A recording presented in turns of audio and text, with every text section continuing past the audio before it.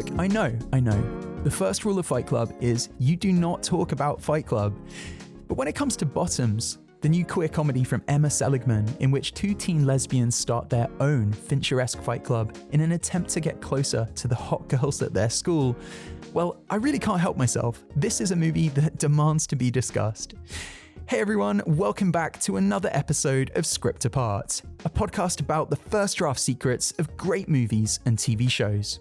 My name's Al Horner, and today on the show, I sit down with Emma to break down her deliriously funny script, which she co-wrote with one of the film's stars, Rachel Sennott. No, I unfortunately did not get an answer to that eternal question. Feminism, who started it? Gloria Steinem, a man, or some other woman? What I did find out, however, is how Bottoms came together on the page. How it initially began with the film's dual protagonists, PJ and Josie, masturbating at a militaristic boot camp for horny girls. And you'll also hear what happened in an early draft of the movie involving a steroid epidemic at the school, which caused people to hate women. It's a fascinating conversation and one that's been a long time coming. We've had requests from you guys for an interview with Emma ever since her 2021 feature debut, Shiva Baby, which absolutely blew me away. Also starring Rachel Sennott, that film was tense and temporarily contained. It's the story of a young woman who runs into her sugar daddy at a Jewish shiva, unraveling in one claustrophobic house, pretty much in real time. This follow-up couldn't be more different at first glance. It's huge in scale and hilarious in tone, trading in the borderline horror movie flourishes of Shiva Baby for Superbad-esque laughs that come at you a mile a minute. Seriously, every frame is so packed with jokes, from the frightening anatomy of their high school mascot to Teacher Mr. G's porn mag titled Divorced and Horny. So yeah, at first glance, a pretty different follow-up. Look a bit closer though, as Emma explains, and you'll see that there is some thematic connection between the two movies. In the conversation you're about to hear, we dig into that. We talk about the inspiration for Jeff, the film's fragile superstar football player. We talk about the construction of the movie's explosive finale, and how Emma's movies often begin life as bar jokes, one-liners essentially, which she builds out from an enticing premise. A massive thank you to Emma for being a fantastic guest, and a huge thanks also to our Patreon community for helping make this episode happen. If you like what we do on Script Apart and want to help the show continue to grow, you can join that community by visiting patreon.com/scriptapart, where for the price of a single monthly cup of coffee, you'll get ad-free episodes, early access to episodes, the chance to ask your questions to upcoming guests, and much, much more. That address again, it's patreon.com/scriptapart. We really do appreciate the support. Okay, with that all out the way, let's get into it, shall we? This is the tremendous Emma Seligman discussing the first draft secrets of Bottoms. Thanks so much for tuning in. You're listening to Script Apart, hosted by me, Al Horner, produced by Camille Demek. Emma, such a delight to have you with us. Welcome to Script Apart. I absolutely adored Bottoms. It's a movie that feels both a homage to this long lineage of teen high school comedies and a pretty playful evisceration of some of those films too. What can you remember of growing up in Toronto, watching the kinds of movies that Bottoms feels like it's in dialogue with? I'd love to know both the affection that you have for those films and any more complicated feelings that you had while watching them as a kid, as the kind of person who, from what you've described, wasn't often represented in those movies. For sure. Thank you for saying that. I don't think I thought, very critically about those movies, obviously, until later. I was quite young when I watched every teen movie I could get my hands on, and I grew up, in the Y2K era. I was around 5 or 6 when there was that big boom of teen movies, in the late 90s and early 2000s, like She's All That and 10 Things I Hate About You. The more neutral ones, the more innocent ones, and then the dicier ones like American Pie, and then the more campy ones. I think I look back on,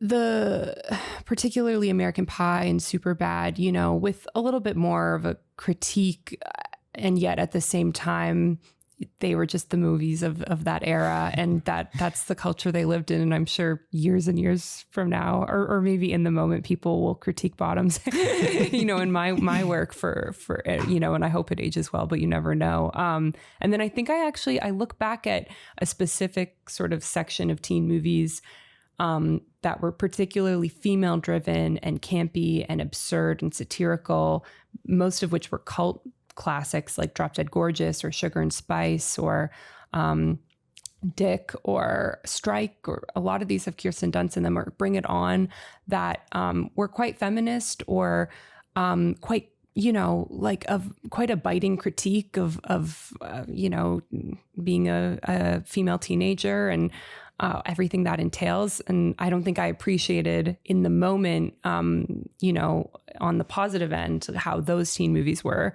affecting me, and, giving representation at least for really smart and funny young women, and giving them the chance to be funny and outrageous and devious and bad characters. Yeah. So was it back then that you had like the seed of the idea that there really ought to be one of those types of movies that centers queer people, or was that something that crystallized much later? Much later. I mean, I was not aware of my queerness until much later, unfortunately. So I wasn't thinking at all about, there's no queer characters in this, or even in the, more male driven movies, like there's no female characters, or the female characters are underwritten or objectified. I was not thinking about that as a kid. I think that, I don't know, I just had an idea. I can't remember how it came, but for a teen movie that was driven by queer women, sometime in college, probably like soon after I figured out I was queer, and then started having all these wonderful ideas of movies that I loved growing up that I wish I could have seen myself in. It came more from a place of excitement of, I haven't seen this before, and I really want to put a version of myself or my friends into this, as opposed to, I'm so sad that I didn't have this growing up, and so I want to course correct. Yeah, the idea of course correcting is really interesting because, you mentioned there how there weren't many queer characters in those films. That was kind of, at best, there was an erasure of queer people. Often in some of the big hitters in the genre, the more male-driven ones, there was, they kind of actively used LGBTQ plus people as a punchline. Mm-hmm. So, that must have been one of the great pleasures in making Bottoms, like feeling like you were reclaiming something or adding a kind of rebuke to something, perhaps? Yeah, definitely. I felt really empowering and exciting, and yet not that weird at all, just because, me, Rachel, and Ayo were all really good friends from university, and many members of our cast, I don't know. Let me rephrase this. I felt like I was making this movie with my community of queer people and queer friendly people and young people and people in the alt comedy scene, and the head of our studio is queer, and it didn't feel that strange. Like, oh my God, we're doing something like revolutionary, or we're totally redoing the genre. But once we got onto set, there were more straight people and men in the crew. And so then I started to feel like, I feel like we're making something different here, which I knew theoretically that we were, but I never questioned that or thought let's give ourselves a pat on the back or whatever, because it just felt like I was making something with my friends. Yeah. It's funny, like the film is such a big leap up from Shiva Baby in terms of scale, like going from this quite claustrophobic story all set in one location to this film full of large crowds, fight choreography, and, literal explosions. I think as a result, I figured that you'd started work on this after the success of that first film, that you'd been emboldened by the tremendous reception to Shiva Baby. But it came up in my research that actually you and Rachel began writing Bottoms basically right after you shot Shiva Baby. Can you talk to me about the chronology of how you two began working on this script? It sounds like the idea was long before the doors had been opened to you by, the tremendous response to Shiva Baby. Thank you. Also, just as a side note, I love that you've done your research. Like, it's so refreshing. Do my homework. Hey, so listen, basically what happened is my copy of Divorced and Horny magazine didn't turn up this month. So I had to just fill the time somehow. Totally. For sure. Yeah, Rachel and I started writing this right after we made the short film for Shiva Baby. So we were still 2 years out from making Shiva Baby, the feature. And, I think because when I was writing Shiva Baby at the same time, and that movie, I was thinking so critically about the budget and the scale, and less about, my abilities as a director and what will I be able to handle, but more just about what we can afford and what we'll have time for. And because I think that my energy was about budget and sort of what's achievable was going to Shiva Baby, I think that I just didn't think at all about sort of the scale of Bottoms when I was writing it with Rachel. I do think that over the years, as we wrote different drafts of it, it became a little bit larger in scale when it came to at least the fight choreography and whatnot. But when we were writing it, I wasn't thinking, oh my God, how am I going to handle this? We were just having so much fun. Writing with Rachel is a dream. She just makes you feel so free, and she just pitches jokes and makes you feel like you can write whatever, and like you don't have to think about, is this realistic or is this going to work? But then when it came to actually, doing it, like directing it after making Shiva Baby, I don't know. I guess I didn't. It was definitely a jump up, and I felt it once we were actually making it. But I guess I was just sort of like living in a land of like not thinking about that jump when we were writing, which was nice.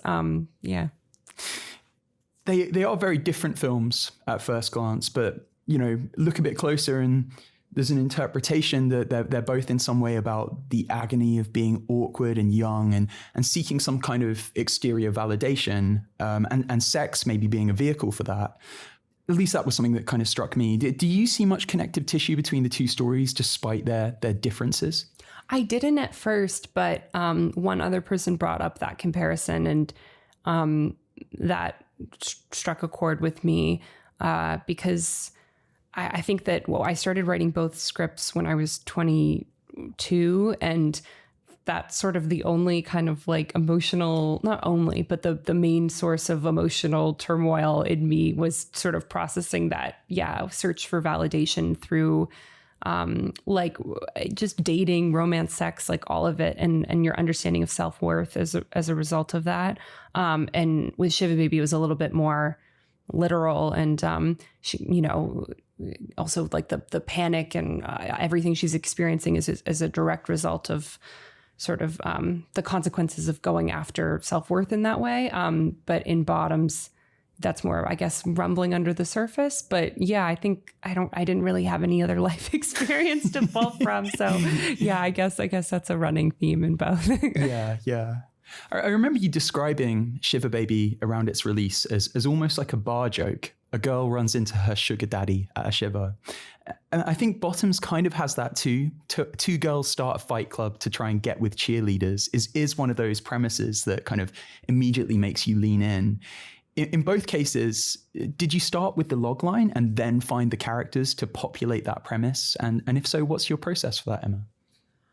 I think so. I think for Shiva Baby, it started with the log line, just the setup of it. And then that process, especially because I developed that short film in school still and had a full year of workshopping this short script with a wonderful class and a wonderful professor. I think that went from stupid bar joke to, something that actually had a little bit more depth and emotion running through it, just a little bit in the short. And then I think much more for the feature. I think with Bottoms, the Fight Club part of it wasn't part of the bar joke immediately. But I think we figured out that they would start a fight club to try to get with girls pretty quickly into the writing process. And then it became that, that framework, and the script changed so much in terms of subplots and sort of obstacles and what they try to do, with the Fight Club and the football players getting involved and the town. And, there was just a lot of just things that we tried over the years. But the setup of it remained the same, that they're starting a Fight Club to try to hook up with cheerleaders. Yeah. Well, let's get into some of those subplots and those discarded ideas that existed in earlier drafts. What can you tell me? What did this film previously look like before you landed on the version of Bottoms that everyone has now seen and loved? There was more external obstacles. I think that it was more absurd, first of all, just in the tone. It was just utter ridiculousness, and the plot probably didn't make any sense at all. I don't know how much sense it makes now, but it made even less sense back then. And I think that in some of the early notes we received from friends and peers, there was a suggestion of trying to make this more of an us versus them situation between the Fight Club and the football players who represent sort of the establishment of the town. And so there was more that the football players did to try to sort of, destroy the Fight Club or hinder them. And there was one point where they were on steroids, and then that the steroids made them hate women, and it was like that. They said weird things, and Hazel takes the steroids at one point and during the climax, and I don't know. We went all over the place. At one point, there was they tried to I think even in addition to the scene we still have with Hazel and Tucker. They also, for some reason, Hazel kept on getting bullied, and they shoved her in a locker filled with cats because she had a cat allergy. I was dealing with a cat allergy at the time, to be honest. Anyway, there was a lot of that people attacking them. And I think in the end, what we realized is that, in my favorite way, the obstacles really came from the characters, the main characters themselves. They're their own worst enemy, for creating this beast and getting in over their heads. And they end up being sort of the downfall of their own success. PJ and Josie. The kind of mention there of tone is really interesting because, it's quite early on in the film where there's this announcement over the school tannoy that, I'm sure I've got the phrasing of this wrong, but it's something like, can the untalented, unattractive lesbians please report to the principal's office? And that to me was the first kind of signal that there was a heightened reality that this movie was going to unfold in. And that, there are almost moments in which it feels like the subjective experience of these two characters, PJ and Josie, it's kind of bleeding into the kind of reality of the film. Were there rules that you kind of mapped out in advance as to that tone and what the world of this high school was going to be? No. And I think that became evident sort of as we were trying to just go through the actual making of the movie. Once you have to sort of communicate to your cinematographer and your production designer and the studio, and your editor, what the tone is, you start realizing, I'm having to explain certain things a little bit more. I wonder if this is clear. I wonder if that isn't. What you just said became such a focus when we were in the edit. How do we establish the world and the rules of this world off the top? And there were so many jokes we had to cut because I think, like I said, when we first started writing, it was just all over the place. It was Wet Hot American Summer was our North Star, and we just didn't want to have to take it seriously at all. We didn't want to care about the characters. And so the jokes were all over the place. And then I think over the years, as we took more notes in of why do we care about PJ and Josie and, what's going on in their friendship, and it started to become somewhat grounded. Then certain jokes sort of felt too out of this world. So I think we sort of discovered the rules along the way up until the very end. There were certain jokes sort of that were in the first few scenes that up until the very last cut, when we were turning in the final edit that we cut, that there's certain jokes that are, still there in the background, but people said that when we had a close-up shot of, for instance, in the first classroom scene, one of the football players is getting a blowjob from one of the cheerleaders. And we had a few establishing shots of the classroom, like the guy in the cage and the football player getting a blowjob and like just other things, signs on the walls. And then people were like, whoa, okay. Like it took them out of the experience. So yeah. Anyway, to answer your question, no, we didn't establish the rules early on, and maybe that would have been easier. Were there any other jokes that you loved, that you found hilarious, but you had to take out because they pushed it too far? Totally. There was just generally more shots where the mascot was more featured. Does the mascot have a human penis? Yes. That's something. Okay, I wasn't just imagining that. I wasn't having some sort of breakdown. Okay. Wouldn't that be funny if you're like, for some reason, I just kept seeing him with that, but that's not what was going on. You had the opportunity there to be like, no, Al. And I would have been in a spiral for the rest of the day. Yeah, totally. Get out. No, that's disgusting. There was the mascot had a giant human penis. It's a dog for anyone who hasn't seen the movie, but I guess I'm spoiling it so much. I hope anyone listening has seen the movie. And hours of conversations went into that costume with our production designer and our costume designer, and between the costume designer and the fabricator, and so many decisions were made about the size and the texture and it's just so many things. And then I would have loved, I think, I don't know, like more. There was just a few shots where, he's walking around and you can see him more, and now he's just sort of in the background, but I don't mind it becoming sort of a background joke. I think that there were probably a few others. There was definitely many other jokes that I would have loved to have kept. Marshawn's monologue, when he's sort of scolding the girls in the gym, the first cut of that was like 15 minutes because he improvised so much, and I would have loved to have kept the whole thing in if I could have. So that was a real loss for me as well. Yeah. Some of those alts are in like the post credits. I saw really good. You touched on the football players and the way in which, like, it sounds like previously they were kind of much more the antagonists of the film. You have this lead kind of football player, Jeff, who his character is really interesting. It kind of speaks to like the fragility of male ego and the way that, like, I guess there's this lionizing of a certain type of all-American brawn in schools and in these kind of comedies.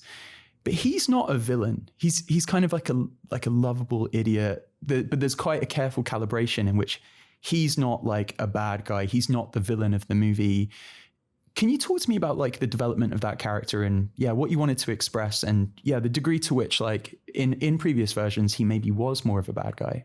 Totally. I mean, I think that we just wanted to have fun making fun of like these towns, but not even these towns, like just generally, I guess, American society that uplifts and relies so heavily on these boys, who get to do whatever they want because so much is riding on them economically, culturally, And so I think that initially we weren't like, we're going to, make him the villain and he's going to do all these awful things to them.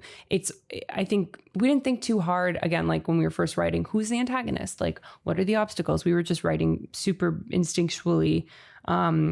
And then I think, there was pressure to sort of, or encouragement to make him more of an active villain, but he's not smart enough, to do that. I think Tim, his sort of number two, is really the main antagonist.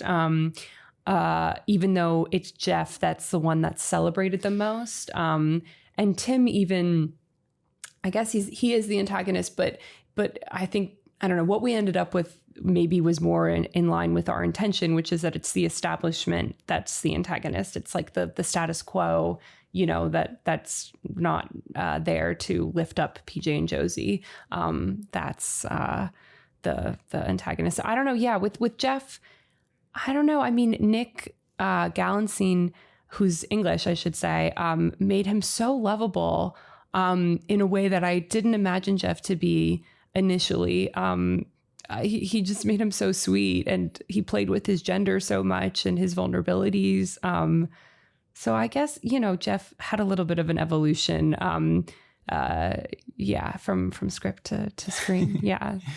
And how about PJ and Josie?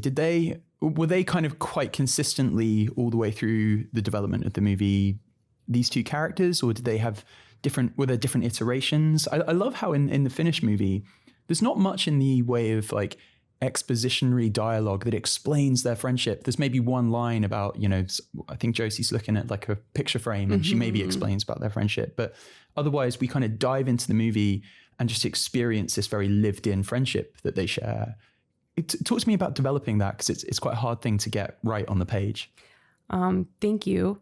I hate expositionary dialogue so much. And with my first movie, I really struggled with it because it all happened in a day. And therefore, you really have to catch people up to speed on the history of these relationships, because we're not going to get a chance to experience them over time. I think that the relationship between PJ and Josie is the thing that we probably got the most notes on, draft after draft on, what is the history of their relationship and what's their dynamic and what's the back and forth. And there might have been much more, expositional dialogue that we had to sort of address those notes that we ended up cutting in the actual edit. Because I was like, I didn't want to write these anyway, so I'm going to get rid of them and see how people feel now that they're actually watching the scene. I don't think that them as characters change that much. I think PJ was always that bombastic and gross, and Josie was sort of always that passive and insecure. I think the things that changed the most probably was just sort of the depth of their relationship and how much we sort of tried to, strengthen that. And then also I think that, Rachel wrote this with me. So PJ was always the way PJ was going to be, because she was literally saying the dialogue out loud as we were writing it. So I could totally imagine and understand what her performance would be like. I really think that Ayo, though, made Josie jump off the page so much. So I think that character changed in that she was written to be so much more passive, and so much more insecure. And the identity of Josie still is that way on screen. I think she is insecure. She is passive. She's not confident, but I think Ayo just made her so much more interesting and dynamic and gave her so much more physicality and just like life in her that I guess had known that she was going to do, because we always wrote this with Ayo in mind, and that's her style of humor, and that's her vibe. But I just didn't imagine Josie that way really on screen. So that changed. Yeah. The thread in the movie about Huntington and the violence of the rivalry between them and Rockbridge. I mean, we talked earlier about the sort of connective tissue between this and your previous film. I feel like both have this slight element of like horror existing at the fringes and kind of creeping in, this violence. We talked earlier about how initially the football players were going to be kind of taking steroids and were going to be a much bigger antagonistic force. Instead, the film ends up with Huntington being kind of like the kind of the bad guys, if you like. Yeah. How did you land on all this? And how did you construct that amazing ending where it's such a climax to the film and it's very, very, very violent? I think that, that is also something we continue to get notes on throughout the script writing process. But the note was just sort of the same, which was like, how to make this make sense. And I think that everyone, thankfully, by the end got on the same page of like, I think we did an okay job at trying to establish their presence early on in the movie. But that it at the end of the day was pretty absurd and ridiculous. But when we first wrote the script, Josie found out, this is a spoiler for anyone listening.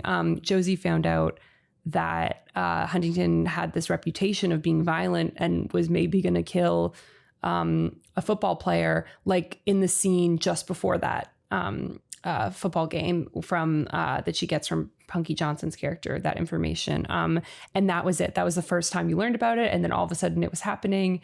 And that was it. And everyone kept on being like, whoa, what? Like, you did not establish this. So I think that as we wrote more drafts, we tried to sort of establish this threat of Huntington early on, but even still, it is still pretty random. And then, yeah, I don't know, like that was one of those things I had to accept where I was like, okay, all of a sudden they're the antagonist, like, and we care about them. But okay, it's fine because it's giving our girls the chance to save the day and be heroes. And they don't really care sort of who they're doing it for, really. Like they don't care about Jeff and the town and the football players, but it's more about sort of, giving their club the chance to show and prove themselves. Yeah. And then that did become violent. I mean, I think that, the idea for the climax happening in that way came pretty late in the screenwriting process. The sort of saving Jeff or saving a football player from pineapple juice poisoning from Huntington was always in the script. But it never felt climactic enough. It was just sort of like he was going to drink from a water bottle and Josie's like, no. And then she saves him. And that was it. And then Rachel had the idea for the sort of climactic battle sequence that it became. And I'm very glad we ended up with it. But once that sort of came into play, we were like, oh, okay, so this is going to take stunts to a whole other level in terms of my job of then directing it. I was so excited to do it, like so eager to sort of to challenge myself with those scenes. But yeah, it did take the violence to another level, which I'm very happy about in the end. Oh, Punky Johnson's character. I love how like she just turns up in the film and it's quite abrupt, her introduction, and the film's like, get on board, this is this character. Am I right in thinking that she was originally meant to be introduced in a scene that you actually shot, like Yes. some sort of intro in which like the girls are at some sort of militaristic boot camp for horny girls? Yes. Yeah. You've done your research. Yes. Yeah. Punky was supposed to be introduced at the beginning of the movie as the woman who runs this, militaristic camp. You just said it perfectly. this military style like camp for horny girls. We struggled with how to sort of make that opening work for so long. I mean, it literally started off on shots of Josie and PJ masturbating in their respective bunks. And I felt very tied to that opening as a way of proving sort of the tone and sort of the level of sort of horniness that this movie was going to have. But we struggled to figure that out. And then once we decided to cut that camp, it was called Lobotomy. Kill your darlings. But once we decided we were going to cut that opening, then we really struggled to figure out how to make Punky's character work. And that was one of those last minute game time decisions where I was like, we're just going to add some ADR, in that other scene where Josie's like, oh yeah, our babysitter Rhodes. And then she's just going to show up. And I remember, I don't know, it was one of those things we had like a day left or less in the edit. And everyone just said, okay, well, I guess that's our only option, even though it doesn't make any sense. But it's one of those things where it's so fun and great to realize that like no one is like, and that didn't make any sense at all. Like, where did that character come from? It just kind of worked, I think, in the end. So, yeah. It's interesting. Like, I love that sort of original idea for how to open the movie with the girls masturbating. It kind of brings me on to this question I wanted to ask, which is, I know that the script that you and Rachel initially wrote was met with some resistance when you first started shopping it around. Can you talk me through some of the hesitancy from studios and financiers at that type of content, what exactly they were deeming offensive about Bottoms, and the degree to which that response underlined for you the exact reason this film had to be made and had to be made in this way? Yeah. Well, the thing is that we never got feedback from any of the studios or financiers that were considering the movie. Like no one ever said, oh, it's too horny, it's too gay, it's too violent. So I didn't, and with my first movie, like, I mean, no one, it was my indie and I wasn't a successful director and didn't have a name for myself or anything. So I was so used to and experienced with rejection, and I didn't question it for a second. I was just always like, okay, that's fine, moving on. And I didn't stop to think with Bottoms, like, oh, I wonder why they don't want it. But I think that once we started getting into the making of the movie and could sort of, we were experiencing sort of pushback or confusion about the violence of the film from press and from, I don't know, product placement, like potential partners and location owners. Then I started to feel empowered to make this even more as a result of feeling like, wow, I'm so confused, so naive about the pushback. Like I live clearly in my own little queer liberal bubble where everything's fine. And so that when I was in that process of receiving that pushback about the movie being too offensive, which was, said, like it just was too offensive, especially when we had an opening scene of the two of them masturbating. Like everyone was like, we just, some of these sort of potential product placement partners, like just can't get through the first scene. And I was like, I just wonder if they would have a problem with American Pie or Superbad, you know what I mean? And if it's just about the kinds of characters that they're seeing be this horny. So yeah, I guess I felt more emboldened after that. Yeah. Have there been, or actually I should ask this first, like you mentioned product placement there. Was there a particular product related joke that you had planned for the film that then wasn't able to come to fruition because of that? No, the funny thing is, our movie isn't really set in a specific time period. We tried to sort of eliminate any jokes that might have been in there originally about specific things that would ground us in a specific time period, or jokes about technology or whatnot. I think there's one email joke left in there, but email's been along for a long time. No, that's the thing. We didn't have anything to be disappointed about. So it was more of like I didn't even want I'm trying to not name drop, but I didn't even want laptops in general. Like, so what the hell? Like, and they're too offended by my movie. I didn't even think about this until now. I was not familiar with that process at all. So no, we didn't lose anything, but I think with some locations, we were shooting in New Orleans and, it was during the school season, so we couldn't use public schools. And most of the private schools there are Catholic. And we had two locations that we were considering for the football field. And in one night, we found out that the Archdiocese of New Orleans put pressure on those locations to renege. And wow, because they had read a WMAG article about the movie. I guess they didn't know what it was about before, or I don't know. I guess I had no idea the Archdiocese read WMAG, but so that hindered us in terms of like our production process. Then I started to get frustrated because it was affecting our prep schedule and it was affecting, my shot listing process and that was the only time I actually got annoyed, like in terms of it inhibiting us. Yeah.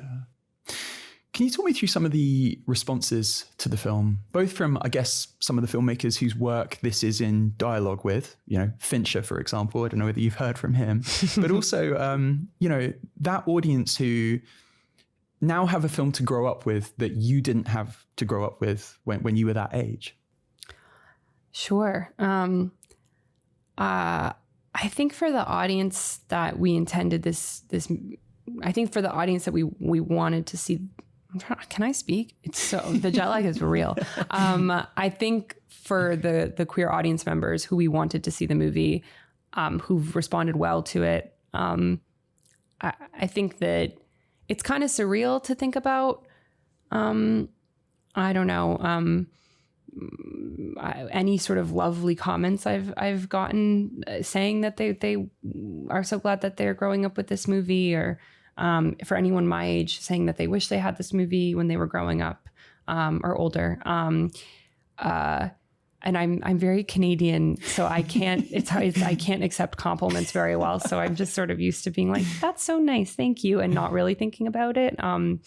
So it hasn't kind of hit me yet, sort of actually thinking deeply about that. But I just think that I'm so inspired by like young queer people, like queer teens, by how bold and cool and like outspoken they are, like about everything, and the way they dress, and like just how much they understand about their identities in a way that I'm still trying to figure out as someone like not too much older than them, but I feel quite a disconnect. So I think that I'm so flattered that they enjoyed the movie. I feel lucky to live in a world where they're influencing, you know what I mean, culture in this way. So that's just been lovely and rewarding and all you can hope for.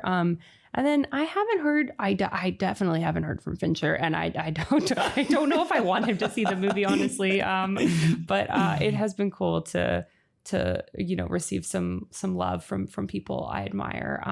For sure, that's always nice. David, if you're listening, and I know you are, get in touch.